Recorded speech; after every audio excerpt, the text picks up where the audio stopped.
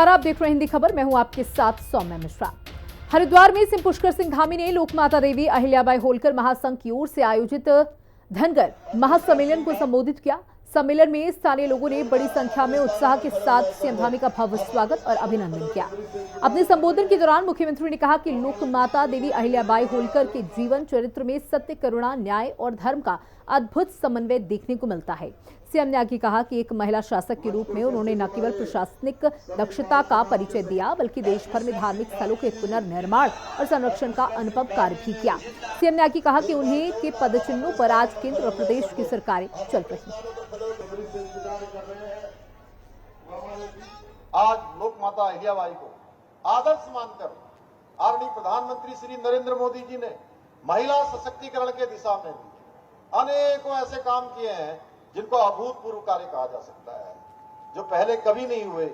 चाहे महिलाओं को 33% का आरक्षण देना हो लोकसभा विधानसभा में, या बेटी बचाओ बेटी पढ़ाओ अभियान जिसके द्वारा बेटियों की सुरक्षा और सशक्तिकरण दोनों सुरक्षित किया गया हो, या उज्ज्वला योजना लाकर महिलाओं को चूल्हे के धुआं से मुक्ति दिलानी हो, या लखपति दीदी योजना द्वारा महिलाओं को आत्मनिर्भर बनाना हो, या ट्रिपल तलाक जैसी कुप्रथा का देश के अंदर अंत करना हो। भाइयों बहनों, ऐसे अनेक निर्णय मातृशक्ति के सम्मान के लिए सुनिश्चित करने का काम प्रधानमंत्री मोदी जी के नेतृत्व में हुआ है। सिंह पुष्कर सिंह धामी ने हरिद्वार जिले के लिबरहेड़ी रोड में रोड शो किया। उत्तराखंड में यूसीसी लागू होने को लेकर आयोजित धन्यवाद रैली से पहले सीएम धामी ने रोड शो किया। इस मौके पर मुख्यमंत्री ने ट्रैक्टर चलाकर रोड शो में शामिल लोगों और किसानों को आभार जताया। सीएम के रोड शो में बड़ी संख्या में भीड़ उमड़ी। धन्यवाद रैली मुख्यमंत्री ने कहा कि उत्तराखंड की डबल इंजन सरकार ने प्रदेश में यूसीसी लागू कर बाबा साहेब भीमराव अंबेडकर के सबको समान अधिकार के सपने को साकार किया। हमने इसके लिए काम किया क्योंकि हमारे संविधान निर्माताओं का मत था कि देश में रहने वाले सबके लिए एक समान कानून होना चाहिए, चाहे वो किसी धर्म, समुदाय या पंथ का हो। भाइयों बहनों, क्योंकि हमने अनुभव किया समाज में कुछ समुदायों के लिए अलग अलग व्यक्तिगत कानूनों के कारण भेदभाव की स्थिति, अन्याय की स्थिति, असमानता की स्थिति पैदा होती है। समान नागरिक संहिता इन सभी में समानता लाने का काम करेगी। भाइयों बहनों, आज के इस अवसर पर मैं जहां आप इतनी बड़ी संख्या में आए हैं और दूर दूर से आसपास मंगलौर, लिब्बाहेड़ी, रुड़की और पूरे हरिद्वार जनपद के और कुछ बहुत लोग हमारे आसपास के क्षेत्रों से भी यहाँ आए हुए हैं, मैं आप सबके सामने जरूर बताना चाहता हूँ कि समान नागरिक संहिता किसी धर्म के खिलाफ नहीं है, किसी पंथ के खिलाफ नहीं है, बल्कि सारी कुप्रथाओं को मिटाकर नागरिकों के बीच में समानता स्थापित करने का एक संवैधानिक उपाय है। भाइयों बहनों, मुख्यमंत्री पुष्कर सिंह धामी गुरु तेग बहादुर के 350वें बलिदान वर्ष को समर्पित नाटक हिंदी दी चादर के मंचन कार्यक्रम में पहुंचे। हिंद दी चादर का मंचन कार्यक्रम देहरादून के दून मेडिकल कॉलेज पटेल नगर में किया गया। कार्यक्रम में मुख्यमंत्री ने गुरु तेग बहादुर अद्वितीय बलिदान और धर्म रक्षा के योगदान को श्रद्धा के साथ याद किया। मुख्यमंत्री ने आगे कहा कि गुरु तेग बहादुर ने उस समय प्राणों की आहुति दी जब देश की संस्कृति, आस्था और आत्मसम्मान पर संकट गहरा रहा था। सीएम धामी ने आगे कहा कि धर्म और मानवता की रक्षा के लिए गुरु तेग बहादुर का बलिदान आने वाली पीढ़ियों को हमेशा प्रेरित करता रहेगा। श्री गुरु तेग बहादुर जी के जीवन और विचारों को इस रंगमंच के माध्यम से समाज के समक्ष प्रस्तुत करने का बहुत अद्वितीय कार्य किया है। भाइयों बहनों, गुरु तेग बहादुर जी ने उस संकट काल में, कालखंड में अपने प्राणों की आहुति दी जब हमारे देश की संस्कृति, धर्म और आत्मसम्मान पर बहुत बड़ा खतरा मंडरा था। 14 वर्ष की अल्पायु में ही उन्होंने अपने पिता के साथ मुगलों के खिलाफ युद्ध में अद्वितीय वीरता का परिचय दिया और उनकी वीरता से प्रभावित होकर उनके पिता ने ही उनका नाम तेग बहादुर अर्थात तलवार का धनी रखा था। उत्तराखंड में चारधाम यात्रा और पर्यटन सीजन के दौरान ट्रैफिक जाम की समस्या बनी हुई है। खास तौर से हरिद्वार के पास सड़कों पर भीषण जाम लग रहा है। वीकेंड पर तो स्थिति बद से बदतर हो जा रही है। घंटों लगे जाम में लोग परेशान हो रहे हैं। वहीं परेशानी यात्रियों का सहयोग करने के बजाय पुलिस बदसलूकी कर रही है। जाम की इस विकट समस्या को लेकर कांग्रेस ने सरकार पर निशाना साधा। कांग्रेस का कहना है कि सरकार की बद इंतजामी का खामियाजा देवभूमि आ रहे यात्री भुगत रहे हैं। रिपोर्ट देखिए। देवभूमि में चारधाम यात्री पर्यटकों का रेला। महाजाम से फजीहत, ध्वस्त ट्रैफिक व्यवस्था। कांग्रेस ने किया सरकार पर करारा प्रहार। धरातल पर इंतजामों में कब होगा सुधार?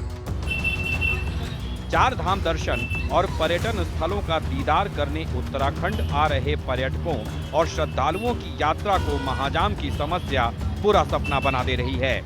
खासतौर से हरिद्वार के पास तो जाम से जूझना जैसे यात्रियों की नियति बन गया है। घंटों जाम में फंसे वाहन सड़कों पर रेंग रहे हैं। भीषण गर्मी में यात्री, खासतौर से बच्चे, बुजुर्ग और महिलाएं परेशान हो रहे हैं। जाम में एम्बुलेंस भी फंस जा रहे हैं, जिससे बीमार मरीजों की जान के लाले पड़ जा रहे हैं।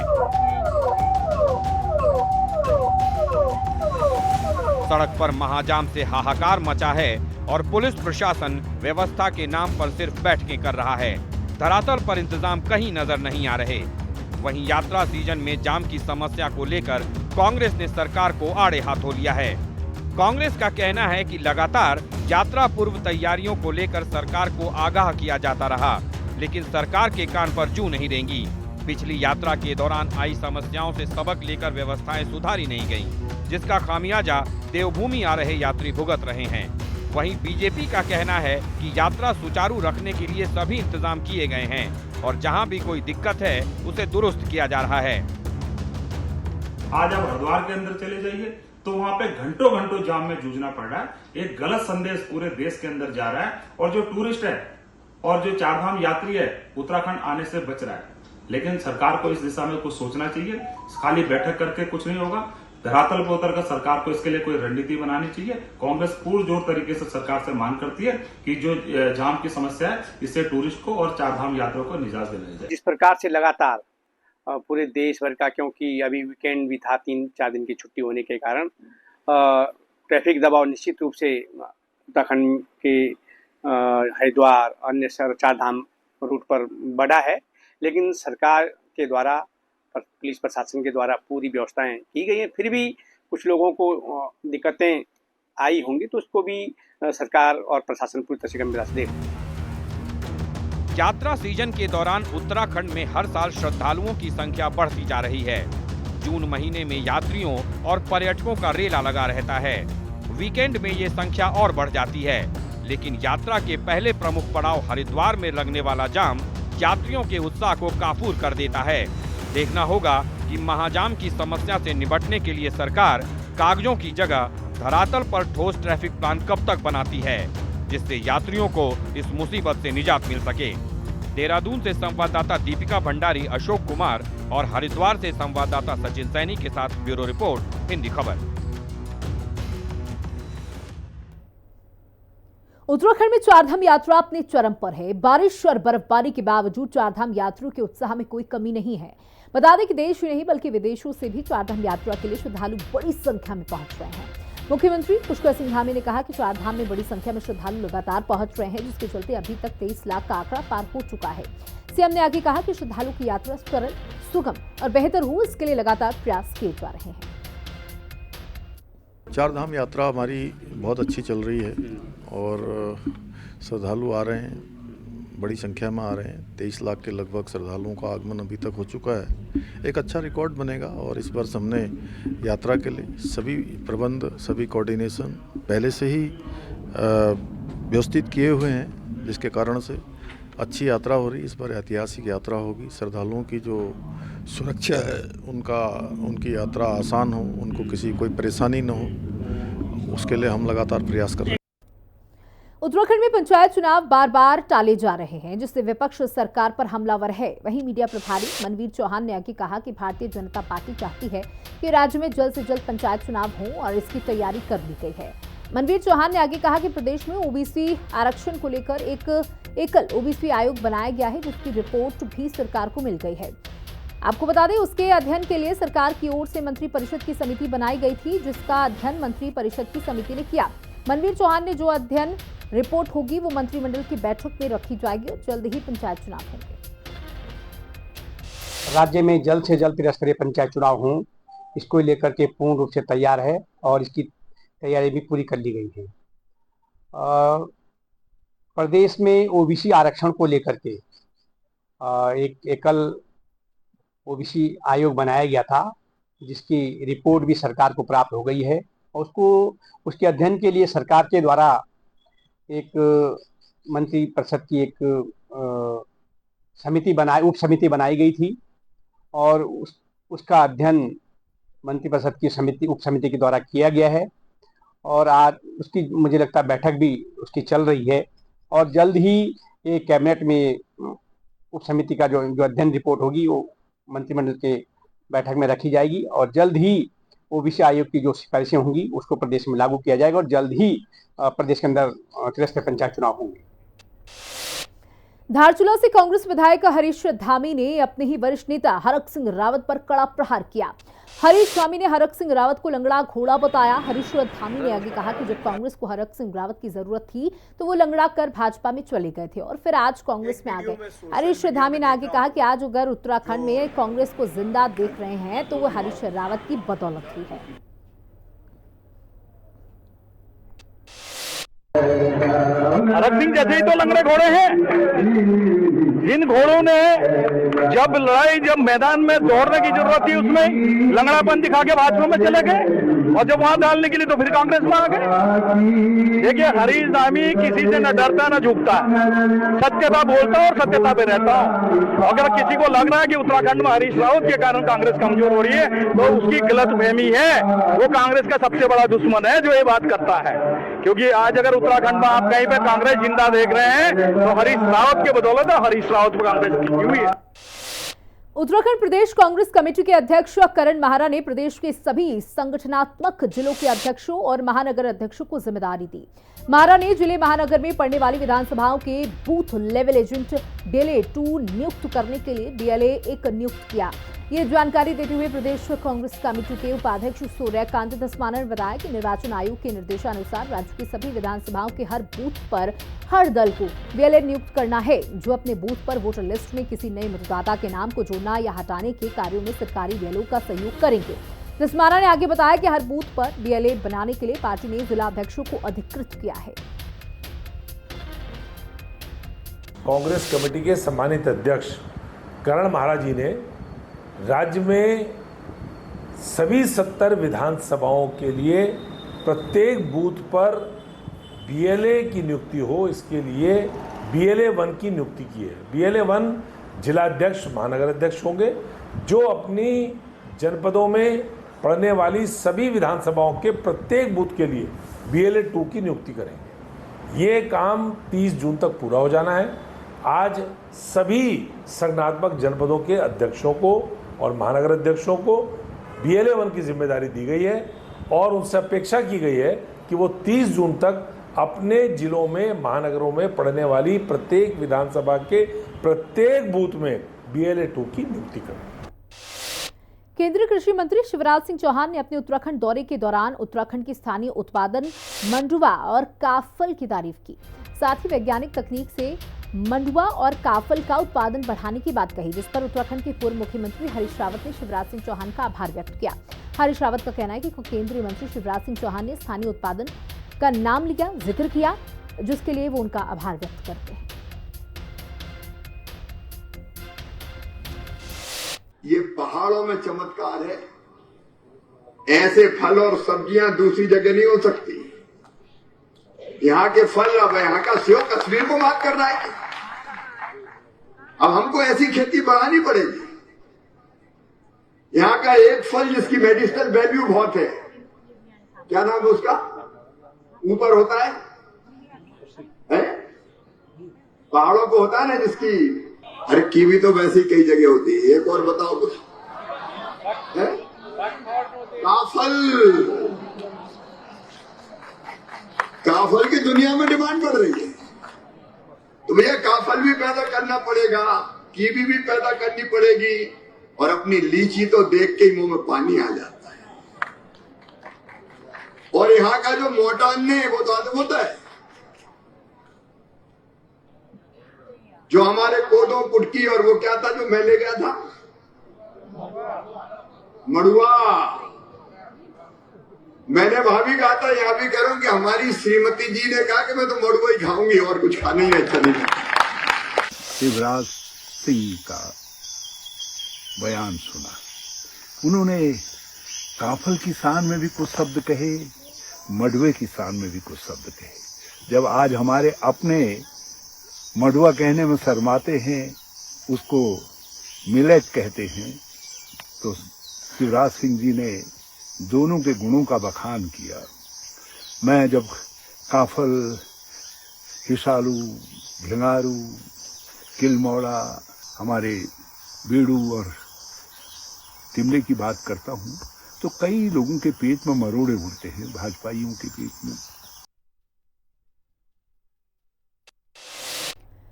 उत्तराखंड सरकार ने एक्सपायर्ड और अप्रयुक्त दवाओं के वैज्ञानिक और पर्यावरणीय दृष्टिकोण से जिम्मेदार निस्तारण के लिए एक बड़ा कदम उठाया। राज्य भर में चरणबद्ध तरीके से ड्रग टेक बैक साइट्स बनाई जाएंगी, जहां आम लोग घरों में पड़ी बेकार दवाएं जमा कर सकेंगे। उत्तराखंड अब जल्द ही देश का पहला ऐसा राज्य बनने जा रहा है जो दवाओं के सुरक्षित और वैज्ञानिक निस्तारण के लिए एक सुनियोजित प्रणाली लागू करेगा। मुख्यमंत्री पुष्कर सिंह धामी के स्वस्थ नागरिक स्वच्छ उत्तराखंड मिशन के तहत इस नई व्यवस्था की शुरुआत की जा रही है।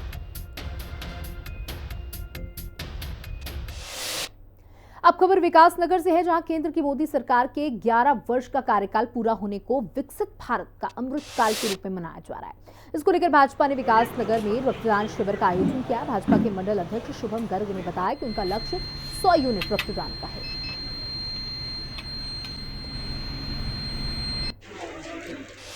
रक्तदान शिविर का यह आयोजन करने का उद्देश्य है जो हमारे आज मोदी सरकार माननीय प्रधानमंत्री नरेंद्र मोदी जी के आज 11 वर्ष पूर्ण हो चुके हैं, जिसके उपलक्ष्य में आज विकासनगर शहर मंडल द्वारा रक्तदान शिविर का आयोजन किया है, जिसमें हमारा लक्ष्य है कि कम से कम 100 यूनिट रक्तदाताओं से एकत्रित कर अपने शिविर को सफल बनाएंगे। और अभी तक हमारी 60 यूनिट ब्लड हमारा इकट्ठा हो चुका है।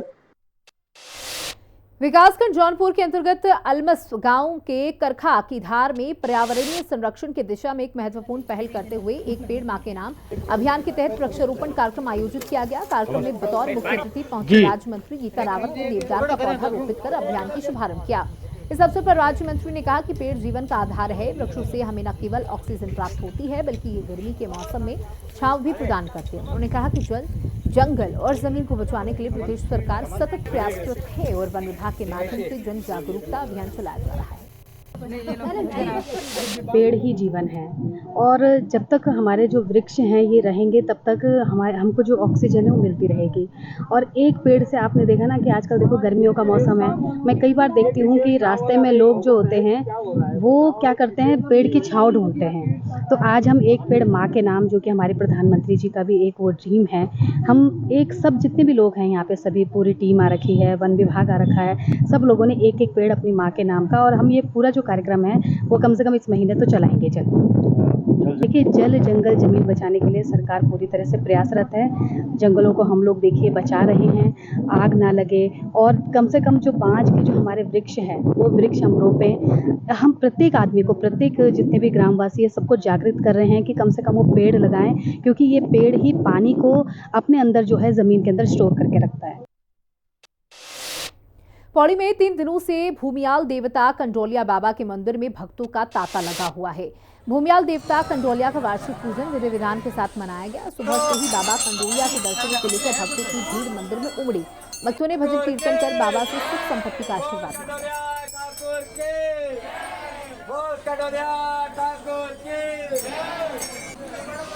भूमियादेव कंडोलिया जी का मंदिर है, ये देवता है हमारे। इनका जो बहुत दूर तक एक ख्याति प्राप्त इनको कहा जा सकता है, और इस बार आप देख रहे होंगे कि पौड़ी पर्यटकों से और प्रवासियों से गुलजार हो रखा है। इस बार एक नई सोच के साथ नगर पालिका परिषद ने इसको इसी भंडारे को जोड़ते हुए एक पौड़ी में जो महोत्सव 7 दिवसीय किया और उसको नाम दिया जय कंडोलिया पौड़ी महोत्सव। उसमें तरह तरह के इवेंट रखे गए और बाहर से आमंत्रित कलाकारों द्वारा, नामी कलाकारों द्वारा यहाँ पे प्रोग्राम करे गए। तो सारी चीज को यह 31 से शुरू हो चुका था और इसको 3 दिवसीय जो भंडारा जिसके आयोजन करता भंडारा समिति जो हर साल इसका आयोजन करती है, उन्हीं के द्वारा किया जा रहा है। ये मान्यता है यहाँ पर एक भूमि देवता, भूमियाल देवता के रूप में यहाँ पे है। उसी को इस पौड़ी नगर क्षेत्र के नगर हो या इसके क्षेत्र के ग्रामीण जो अभी ग्रामीण गांव है, काफी बड़ी संख्या में लोग वाग इसको भूमियाल देवता के रूप में पूजते हैं। उसी में ये वो भंडारा यहाँ पर प्रत्येक वर्ष आयोजित किया जाता है।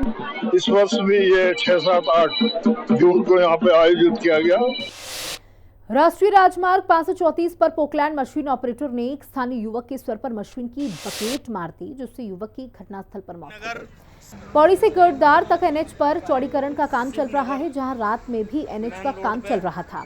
बताया जा रहा है कि श्री कल्याण शिवालिक इंफ्रा नाम की कंपनी के पोकलैंड मशीन चालक ने स्थानीय युवक के सर पर मशीन के बैकेट से वार कर दिया, जिससे युवक की मौके पर मौत हो गई। शिवनगर मसूरी के कैंपटी की ओर जा रही एक ट्रक रविवार सुबह लाल बहादुर शास्त्री एकेडमी के पिछले गेट के पास राष्ट्रीय राजमार्ग 707 पर अनियंत्रित होकर पलट गया। हादसे से मार्ग रुक गया और दोनों ओर लंबा जाम लग गया। मौके पर पहुंची मसूरी पुलिस ने क्रेन मंगवाकर ट्रक को हटाया। इसके बाद यातायात बहाल हो सका। और जो परफेक्ट ड्राइवर है वो नहीं। 5, सवा 5 बजे की बात है। ये एक ट्रक जो JFW मेरिट से आ रहा था और ये इसका नंबर है DL1MB 1401। ये वहाँ से स्पीकर लेकर आ रहा था और दिल्ली के लिए सम्मत पे जा रहा था। ये LBS गेट है मोड़ पे, यहाँ पे जो है ये मोड़ पे जो है अनियंत्रित होकर गिर गया, जिसमें किसी के चोट नहीं है। 2 आदमी दोनों सुरक्षित है, कोई जान माल की नुकसान नहीं है। और अब हाइड्रा बुला जा रहा, देहरादून से ट्रेन आ रही है, वो लेकर चलिए, इसको उठा ली। मसूरी के कोलू खेत पानी वाले बैंड के पास देहरादून मसूरी रोड पर एक कार अनियंत्रित होकर गहरी खाई में जा गिरी। कार में सवार 2 लोग गंभीर रूप से घायल हो गए। मसूरी पुलिस, SDRF और 108 एम्बुलेंस ने मौके पर पहुंचकर घायलों को खाई से रेस्क्यू कर देहरादून के अस्पताल में भर्ती कराया।